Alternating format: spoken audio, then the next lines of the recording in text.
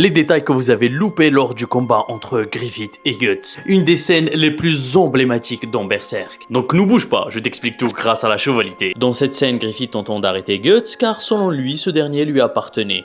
Et dès lors, on peut noter le caractère égocentrique et possessif de Griffith. Sauf que celui-ci, dépassé par la puissance de Guts, et perda ce duel. Mais ce que vous n'êtes pas censé savoir, c'est que Miura nous a déjà annoncé le gagnant de ce duel. Ou nous montrant un Guts au premier plan supérieur à Griffith, avec les rayons du soleil qui sont positionnés au bout de sa lame. Un détail qui n'est pas anodin quand on sait que Griffith est souvent représenté avec de la lumière derrière lui, un côté angélique, mais cette fois-ci c'est du côté de Guts. D'ailleurs, qui est à l'instar de leur première rencontre où c'était Griffith qui était positionné au-dessus de Guts. Un duel que Griffith a naturellement gagné d'ailleurs. Donc Griffith, extrêmement choqué et frustré de ce qui vient de lui arriver, de nature positive et désirant tout contrôler, il n'est pas parti voir n'importe qui, il est parti voir la princesse Charlotte, sur qui il savait avoir une influence quasi évidente due à son amour pour lui. Il vida sa frustration en elle dans tous les sens du terme, mais malgré tout, il continua à penser à Guts. Abattu, déstabilisé, frustré, il se met à se scarifier la peau exactement là où Guts a déposé son épée